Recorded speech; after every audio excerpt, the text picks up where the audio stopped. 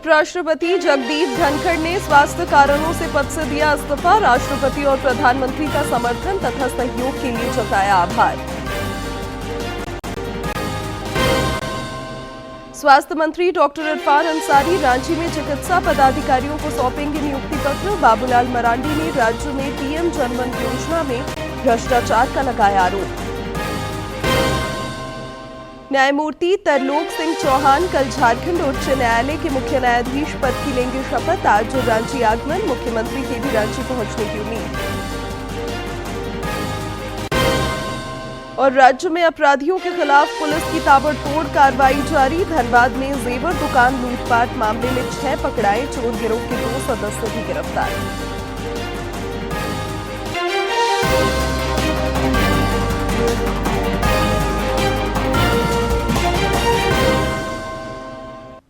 नमस्कार, खबरें झारखंड में आपका स्वागत है। मैं हूं शिवानी कुमारी और अब समाचार विस्तार से।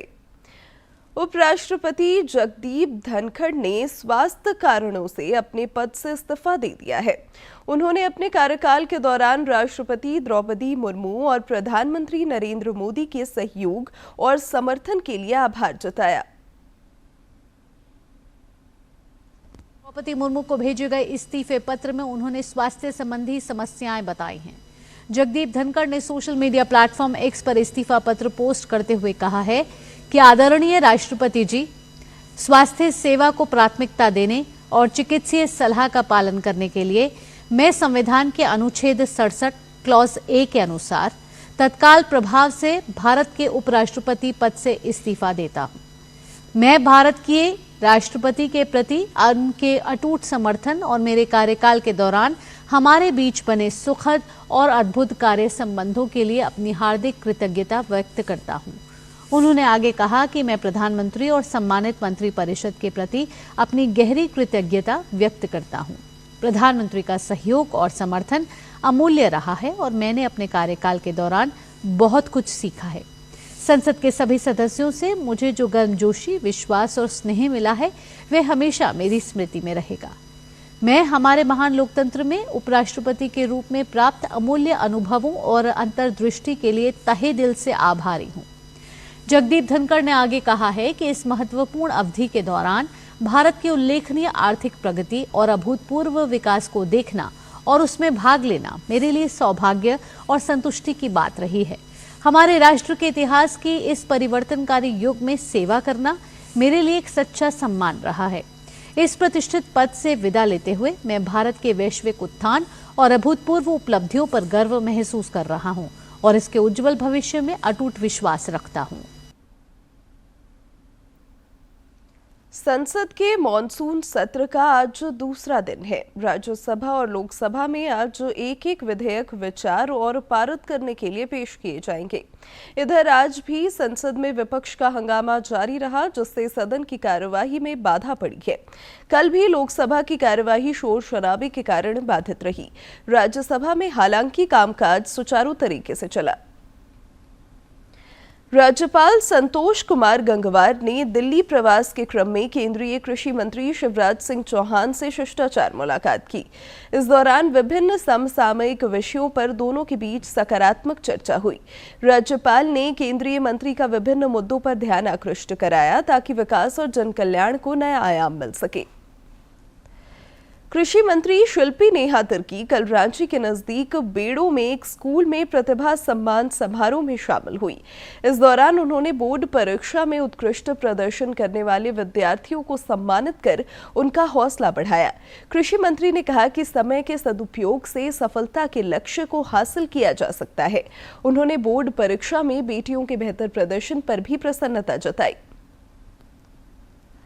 स्वास्थ्य मंत्री डॉक्टर इरफान अंसारी आज रांची के नामकुम स्थित आईपीएच सभागार में अनुबंध आधारित नवनियुक्त विशेष चिकित्सा पदाधिकारियों को नियुक्ति पत्र सौंपेंगे।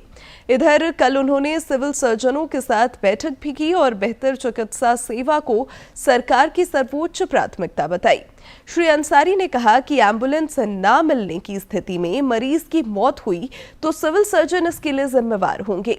स्वास्थ्य मंत्री ने कल प्रदेश कांग्रेस कार्यालय में जनता दरबार लगाकर फरियादियों की शिकायतों को भी सुना और समाधान का भरोसा दिलाया।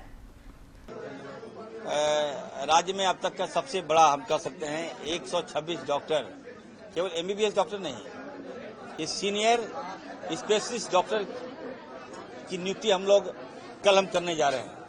हमने एकदम खुला ऑफर दिया था उन लोगों को, क्या चाहिए बताइए, बाहर जा के डॉक्टर्स को ला रहा हूं मैं, और भी डॉक्टर। देखिए जब 126 डॉक्टर के हमने जब कल हम नियुक्ति पत्र देंगे, लगभग उन्होंने जो कहा कि सर हम दूर जाएंगे तो हम इतना पैसा लेंगे, हमें ले लो पैसा, लेकिन आ जाओ योगदान दो, सरकारी व्यवस्था को ठीक करो, और वो लोग सारा सेटअप के लिए तैयार हो गए, हम सारा सेटअप दे रहे हैं। प्रदेश भाजपा अध्यक्ष बाबूलाल मरांडी ने भ्रष्टाचार के मुद्दे पर राज्य सरकार पर फिर निशाना साधा है। उन्होंने एक सोशल मीडिया पोस्ट में कहा कि राज्य में पीएम जनमन योजना में व्याप्त भ्रष्टाचार की वजह से इसका लाभ जनजातीय समाज को नहीं मिल पा रहा है। हालत यह है कि मुख्यमंत्री हेमंत सोरेन के विधानसभा क्षेत्र में भी बिचौलिए आदिवासी समाज के लोगों के अधिकारों का हनन कर रहे हैं।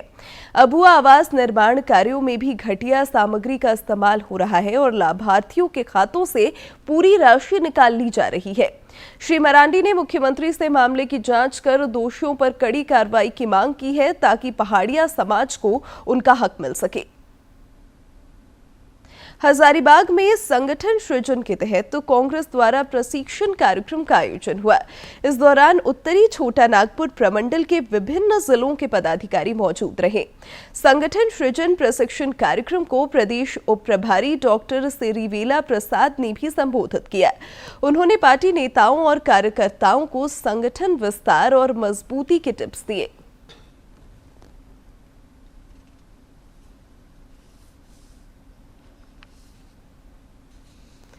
न्यायमूर्ति तरलोक सिंह चौहान कल झारखंड उच्च न्यायालय के मुख्य न्यायाधीश पद की शपथ लेंगे। राजभवन में राज्यपाल संतोष कुमार गंगवार उन्हें पद और गोपनीयता की शपथ दिलाएंगे। न्यायमूर्ति चौहान का आज रांची आगमन हो रहा है। वे हिमाचल प्रदेश हाईकोर्ट में सीनियर जज के रूप में कार्यरत थे। अब उन्हें झारखंड उच्च न्यायालय का मुख्य न्यायाधीश बनाया गया है। मुख्य न्यायाधीश के शपथ ग्रहण समारोह में उनके कई रिश्तेदार भी शामिल होंगे।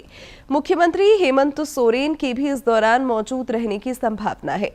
मुख्यमंत्री आज दिल्ली से रांची आ सकते हैं। श्री सोरेन 24 जुलाई को रांची में प्रस्तावित राज्य मंत्रिपरिषद की बैठक की भी अध्यक्षता करेंगे। केंद्र सरकार के प्रयासों से महिलाओं के जीवन में प्रधानमंत्री उज्ज्वला योजना से सुखद बदलाव आया है। इसका लाभ हजारीबाग जिले की गृहिणियों को भी मिल रहा है। हजारीबाग के बरही प्रखंड के पुरहा गांव की गृहिणियों को भी प्रधानमंत्री उज्ज्वला योजना के तहत निःशुल्क गैस कनेक्शन का लाभ मिला है।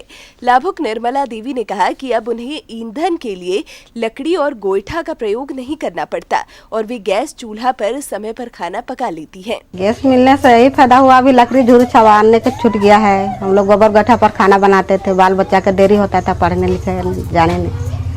अभी गैस पर खाना बनाते हैं तो जल्दी बन जाता है, टाइम से बाल बच्चा स्कूल पहुंच जाता है। बरही के प्रखंड विकास पदाधिकारी जयपाल महतो ने कहा कि पूर्व में महिलाएं काफी परेशानियों का सामना कर घरों में पारंपरिक तरीके से खाना पकाती थी, लेकिन प्रधानमंत्री उज्ज्वला योजना का लाभ मिलने से उनके समय की बचत हो रही है और वो उस समय का सदुपयोग कर आत्मनिर्भर बन रही हैं। जो ग्रामीण क्षेत्र की वैसी महिलाओं को टारगेट किया गया था जो खाना बनाती हैं लेकिन चूल्हे में बनाती थी, लकड़ी का प्रयोग करती थी, गोबर के उपलों का प्रयोग करती थी और खाना बनाने में वो परेशान रहती थी। उससे बहुत सारी महिलाएं हमारे पास शिकायत आती थी कि अन्य कारणों से वो शारीरिक रूप से उनको नुकसान पहुंचता था।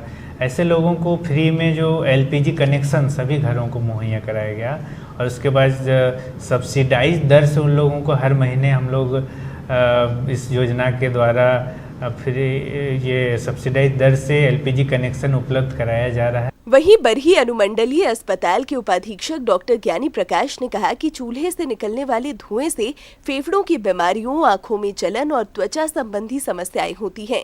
वहीं एलपीजी गैस पर खाना पकाने से महिलाओं को सुरक्षित जीवन मिला है। कि पहले लकड़ी से खाना बनता था, सबसे पहले लकड़ी की बर्बादी होता था और साथ साथ जो हमारे बहन बेटियाँ खाना बनाती थी उन लोगों को बीमारी में कन्वर्ट हो जाना पड़ता था, दमा खांसी ज़्यादा बीमारी होता था।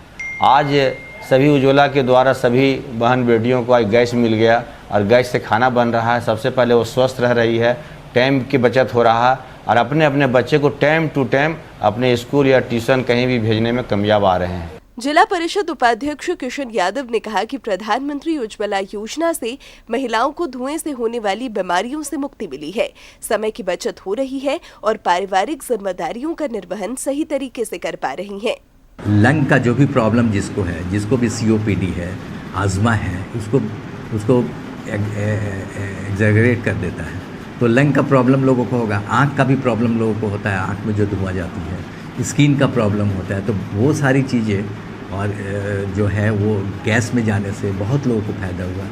प्रधानमंत्री उज्ज्वला योजना से महिलाओं को न केवल ईंधन के जुगाड़ से राहत मिली है, बल्कि यह योजना महिलाओं के स्वस्थ जीवन का आधार भी बनी है। DD न्यूज के लिए हजारीबाग से नितेश कुमार की रिपोर्ट। राज्य में अपराधियों के खिलाफ पुलिस की ताबड़तोड़ कार्रवाई जारी है। धनबाद में पुलिस ने अलग अलग मामलों में 8 अपराधियों को गिरफ्तार किया है। झरिया के सुदामडीह थाना क्षेत्र अंतर्गत एक जेवर दुकान में चोरी मामले का खुलासा करते हुए पुलिस ने 6 अपराधियों को धर दबोचा है। सिंदरी DSP आशुतोष कुमार सत्यम ने बताया कि गिरफ्तार अपराधियों के पास से आर्टिफिशियल ज्वेलरी समेत अन्य सामग्री बरामद की गई है।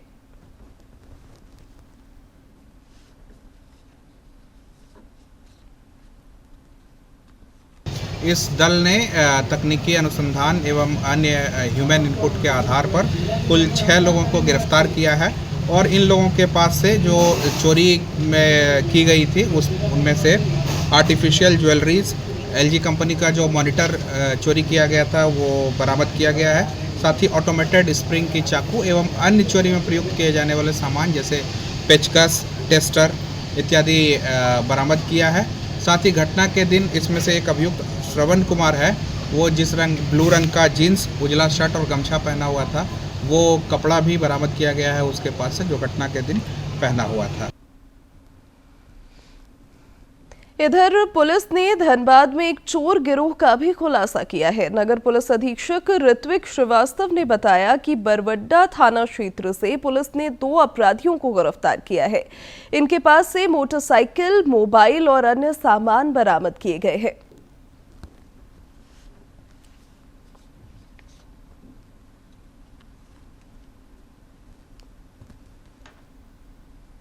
ये लोग मूलतः अहिल्यापुर गिरिडीह के निवासी हैं और यहाँ पे तकरीबन 5-6 महीने से रह रहे थे और यहीं पे आके मतलब इस टाइप के गृह भेदन के कार्यों को अंजाम दे रहे थे। काफ़ी चीज़ें बरामद हुई हैं। तो विगत मुहर्रम के दिन भूली में गृह भेदन की घटना हुई थी जिसमें घर से बैटरी और काफ़ी मूल्यवान वस्तुएँ चोरी हुई थी। वो बैटरी ही पकड़ा गया है। साथ ही साथ और भी जगहों से जहाँ पे आपका सोना का क्या होता है पायल एवं और भी इस टाइप की ज्वेलरी वगैरह जो है वो भी बरामद हुई है। साथ साथ सरसी और जो प्लायर और ये सब जो औजार होते हैं जिसका क्या होता है ताला तोड़ने और ये सब तोड़ने का काम किया जाता है, वो सब भी इनके हाथों से रंगे हाथों मतलब इन्हें पकड़ा गया है। पुलिस की सख्ती की वजह से राज्य में नक्सलियों और अपराधियों में बौखलाहट है, जिसकी वजह से वे कायरता भी दिखा रहे हैं। लातेहार जिले के बालूमाथ थाना क्षेत्र अंतर्गत मगध कोल परियोजना के चढ़ता पहाड़ इलाके में एक आपराधिक गिरोह द्वारा अंधाधुंध फायरिंग की गई और एक वाहन में भी आग लगा दी गई। इधर पलामू रेंज के DIG नौशाद आलम ने इस घटना पर नाराजगी जताते हुए कहा है कि सुरक्षा व्यवस्था में किसी चूक को बर्दाश्त नहीं किया जाएगा। घटना के समय जवान तैनात थे, इसके बावजूद कार्रवाई नहीं हुई। यह गंभीर लापरवाही का मामला है।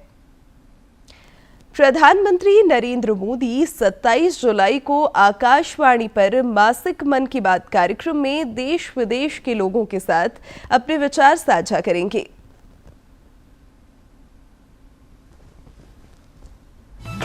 मन की बात है जन जन की, संघर्षों के कुछ किस्से, कहानी कुछ सफलताओं की, अनकही विरासत की, उम्मीदें नए भारत की। महीने के आखिरी रविवार का रहता है इंतजार तक। मलयाचल के आंचल से विंध्याचल के आंगन तक, ब्रह्मपुत्र के घाट से हिमालय के विस्तार तक होती है मन की बात प्रधानमंत्री के साथ। तो सुनिए इस महीने 27 जुलाई सुबह 11 बजे मन की बात आकाशवाणी और दूरदर्शन के सभी चैनलों पर और प्रसार भारती के OTT प्लेटफॉर्म वेव्स पर सजीव प्रसारण लाइव स्ट्रीमिंग के माध्यम से। आप भी माननीय प्रधानमंत्री के मन की बात का हिस्सा बन सकते हैं। इसके लिए आप अपने सुझाव post box number 111 Akashvani Delhi पर भेज सकते हैं या फिर नमो ऐप या MyGov के ओपन फोरम में पोस्ट कर सकते हैं। तो याद रखें, रविवार 27 जुलाई सुबह 11 बजे मन की बात। और अब कुछ खबर राज्य के विभिन्न जिलों से फटाफट अंदाज में।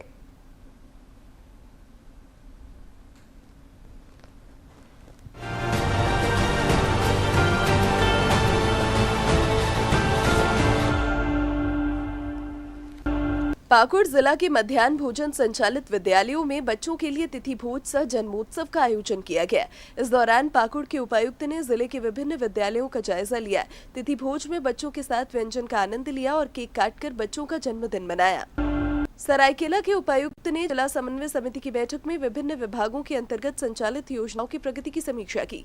इस दौरान उन्होंने संबंधित विभागीय पदाधिकारियों को समन्वय के साथ काम करने की हिदायत दी ताकि लक्षित वर्गों को योजनाओं का लाभ मिल सके। रांची नगर निगम की राजस्व शाखा की टीम द्वारा निगम क्षेत्रांतर्गत 20,000 वर्ग फीट से अधिक क्षेत्रफल वाले सभी भवनों का भौतिक सत्यापन किया जा रहा है। इसी क्रम में निगम की टीम ने कई बड़े भवनों की मापी की। यह कार्य कर निर्धारण की पारदर्शिता और निगम के राजस्व संग्रहण को सुदृढ़ बनाने की दिशा में एक महत्वपूर्ण कदम के तौर पर देखा जा रहा है। रांची में पुलिस ने गुप्त सूचना पर चान्हो थाना क्षेत्र अंतर्गत सोस चौक के पास से वाहन चेकिंग के क्रम में एक महिला सहित 2 अपराधियों को गिरफ्तार किया है। इनके पास से देसी पिस्टल, 2 लोडेड मैगजीन, कारतूस, कार और 80,000 रुपए नगद समेत अन्य सामान बरामद किए गए। चतरा उपायुक्त की मौजूदगी में वनाधिकार अधिनियम के तहत कार्यशाला आयोजित हुई। इस दौरान विकास परियोजनाओं में राजस्व अधिकारियों को कानूनी प्रक्रिया की जानकारी दी गई। साथ ही दिशा निर्देश पुस्तिका का भी वितरण किया गया। दगा जिले में उपायुक्त ने पंचायत कर गोईठ के तहत जिले के मुखिया जनों से संवाद किया। इस कार्यक्रम में उपायुक्त ने विभिन्न पंचायतों के मुखियाओं से बातचीत कर सरकार की महत्वाकांक्षी योजनाओं से उन्हें अवगत कराया। साथ ही उनके क्षेत्र की समस्याओं से अवगत हुए। लोहरदगा जिले के उपायुक्त ने कैरो प्रखंड अंतर्गत नंदिनी नदी पर निर्माणाधीन 2 उच्च स्तरीय पुलों का निरीक्षण किया और संबंधित विभाग के अभियंता और संवेदन को सख्त दिशा निर्देश दिए। इसमें निर्देश दिया गया कि किसी भी परिस्थिति में पुल निर्माण की गुणवत्ता से समझौता नहीं करना है। आमजनों की सुरक्षा सर्वोपरि है। पलामू की उपायुक्त समीरा एस ने पेयजल एवं स्वच्छता प्रमंडल तथा जिला जल एवं स्वच्छता समिति की ऑनलाइन समीक्षा बैठक की। इस दौरान विभिन्न बिंदुओं पर उन्होंने संबंधित पदाधिकारियों को निर्देशित किया। गुमला के रायडी में खाद्य सुरक्षा और कोटपा अधिनियम के तहत विशेष छापेमारी अभियान चलाया गया। विद्यालयों में मिड डे मील का निरीक्षण किया गया। वहीं कई प्रतिष्ठानों पर नियम उल्लंघन को लेकर जुर्माना लगाया गया और स्कूल परिसर के पास तंबाकू बिक्री पर कार्रवाई की गई।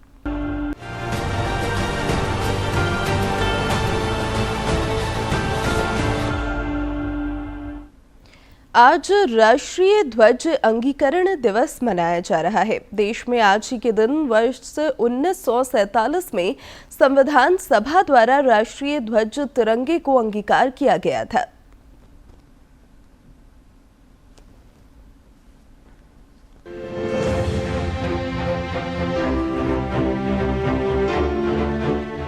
जुलाई 1947 भारत की आजादी की यात्रा का एक ऐतिहासिक दिन। नई दिल्ली में संविधान सभा के औपचारिक सत्र में भारत ने तिरंगे को अपनाया, एक ऐसी पहचान जिसके अपने गहरे मायने हैं। सबसे ऊपर का केसरिया रंग साहस और बलिदान का प्रतीक है। बीच में सफेद रंग शांति और सच्चाई को दर्शाता है, जिसके केंद्र में है अशोक चक्र, जो न्याय और विधि का चक्र है। 24 तीलियों वाला अशोक चक्र सम्राट अशोक के सिंह स्तंभ से प्रेरित है और निरंतर गति, न्याय और धर्म का प्रतीक है।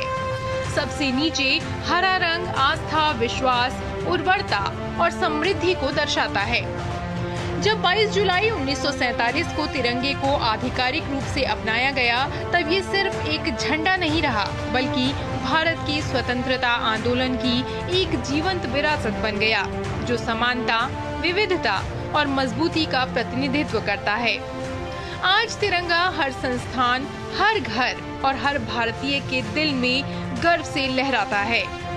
2002 में ध्वज संहिता में बदलाव के बाद अब हर नागरिक अपने घर पर भी तिरंगा सम्मान और गरिमा के साथ फहरा सकता है। आज राष्ट्रीय ध्वज अंगीकरण दिवस के मौके पर हम उन महान लोगों को भी याद कर रहे हैं जिन्होंने भारत को उसकी पहचान दी।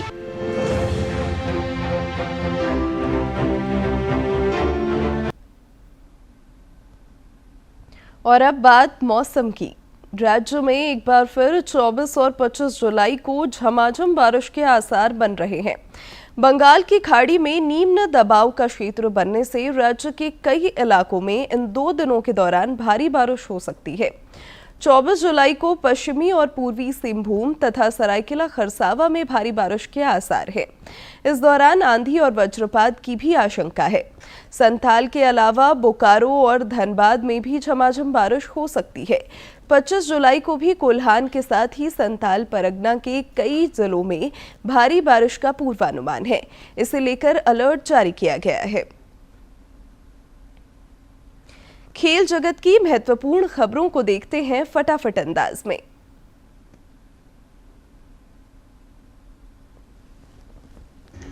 भारत की उभरती शतरंज इंटरनेशनल मास्टर दिव्या देशमुख ने महिला शतरंज विश्व कप के सेमीफाइनल मैच उन्होंने खेलेंगी। अंतिम 4 में दिव्या का सामना पूर्व महिला विश्व चैंपियन चीन की तान झोंगये से होगा। FIDE महिला विश्व कप के एक अन्य सेमीफाइनल मुकाबले में भारत की कुनेरू हम्पी का सामना शीर्ष वरीयता प्राप्त चीन की लेई टिंगजी से होगा। क्वार्टर फाइनल में हम्पी ने चीन की युगीन सोंग को मात दी थी। कुनेरू हम्पी इस प्रतियोगिता के सेमीफाइनल में पहुंचने वाली पहली भारतीय हैं। भारतीय महिला टीम और इंग्लैंड के बीच 3 मैचों की वनडे सीरीज का तीसरा मुकाबला आज खेला जाएगा। सीरीज के पहले मैच में भारतीय टीम ने जीत हासिल की थी, जबकि दूसरे मुकाबले में मेजबान टीम को DLS नियम के तहत जीत हासिल हुई थी। ऐसे में दोनों टीमें सीरीज में 1-1 की बराबरी पर हैं। इंग्लैंड के खिलाफ चौथे टेस्ट की शुरुआत से पहले भारतीय टीम को झटका लगा। टीम के 2 खिलाड़ी नीतीश कुमार रेड्डी और अर्शदीप सिंह घायल हो गए हैं। ऑलराउंडर नीतीश कुमार रेड्डी सीरीज से बाहर हो गए हैं। उनके बाएं घुटने में चोट लगी है, वे अब भारत वापस आएंगे। वहीं तेज गेंदबाज अर्शदीप सिंह भी चौथे टेस्ट में नहीं खेल पाएंगे। गुरुवार को बेकिंगहैम में अभ्यास सत्र के दौरान अर्शदीप सिंह को बाएं हाथ के अंगूठे में चोट लग गई थी। मेडिकल टीम उन पर नजर बनाए हुए है। खबरों के मुताबिक आकाशदीप का भी चौथे टेस्ट में खेलना मुश्किल। आकाशदीप को ग्रॉइन इंजरी हो गई है। चयनकर्ताओं ने हरियाणा के तेज गेंदबाज अंशुल कंबोज को टेस्ट सीरीज के आखिरी 2 टेस्ट के लिए टीम में शामिल किया। वे टीम के साथ मैनचेस्टर में जुड़ चुके हैं। चौथा टेस्ट 23 जुलाई से ओल्ड ट्रैफर्ड में खेला जाएगा।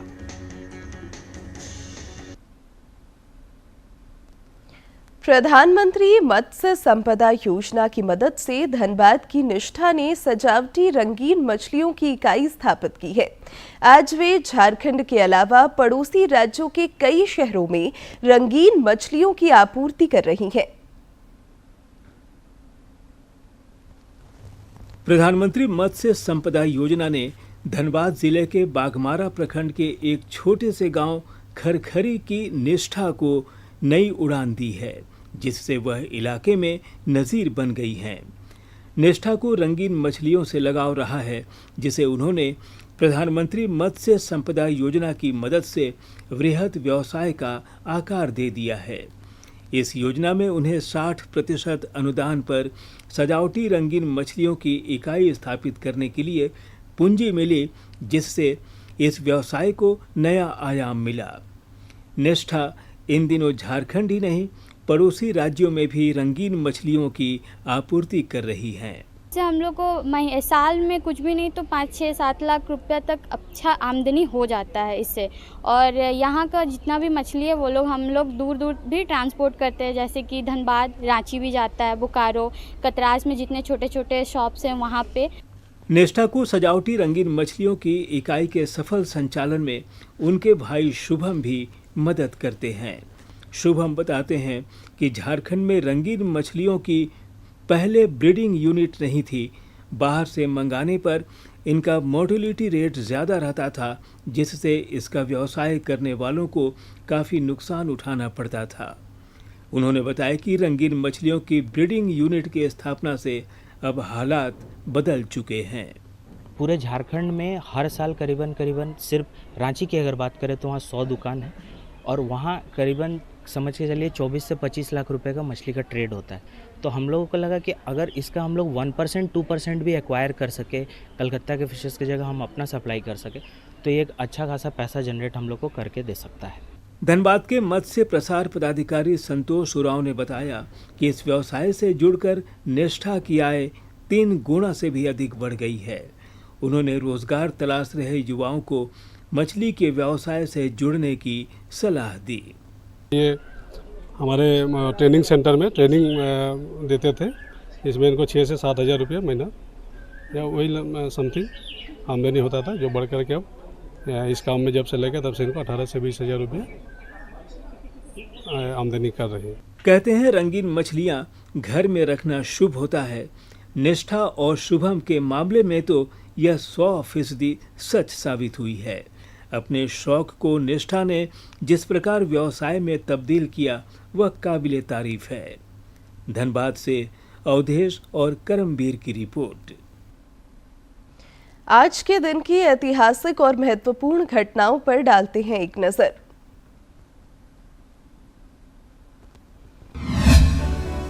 बाईस जुलाई वर्ष 1947 में भारत के राष्ट्रीय ध्वज तिरंगे को अपनाया गया। इसे संविधान सभा की बैठक के दौरान अपनाया गया था। भारत में तिरंगा शब्द भारतीय राष्ट्रीय ध्वज को संदर्भित करता है। तिरंगे में सबसे ऊपर गहरा केसरिया रंग, बीच में सफेद और सबसे नीचे गहरे हरे रंग का समान अनुपात है। केसरिया त्याग और बलिदान का प्रतीक है। मध्य में सफेद रंग शांति और सच्चाई का द्योतक है और हरे रंग की आखिरी पट्टी उर्वरता और वृद्धि को परिलक्षित करती है।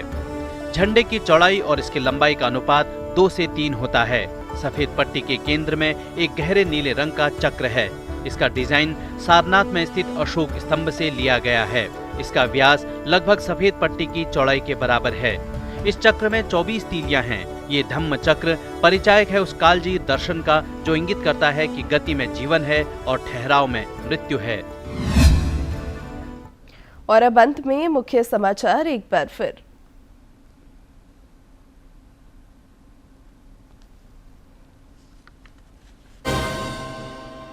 उपराष्ट्रपति जगदीप धनखड़ ने स्वास्थ्य कारणों से पद से दिया इस्तीफा। राष्ट्रपति और प्रधानमंत्री का समर्थन तथा सहयोग के लिए जताया आभार। स्वास्थ्य मंत्री डॉक्टर इरफान अंसारी रांची में चिकित्सा पदाधिकारियों को सौंपेंगे नियुक्ति पत्र। बाबूलाल मरांडी ने राज्य में पीएम जनधन योजना में भ्रष्टाचार का लगाया आरोप। न्यायमूर्ति तरलोक सिंह चौहान कल झारखंड उच्च न्यायालय के मुख्य न्यायाधीश पद की लेंगे शपथ। आज रांची आगमन, मुख्यमंत्री के भी रांची पहुंचने की उम्मीद। और राज्य में अपराधियों के खिलाफ पुलिस की ताबड़तोड़ कार्रवाई जारी। धनबाद में जेवर दुकान लूटपाट मामले में 6 पकड़ाए। चोर गिरोह के 2 सदस्य भी गिरफ्तार।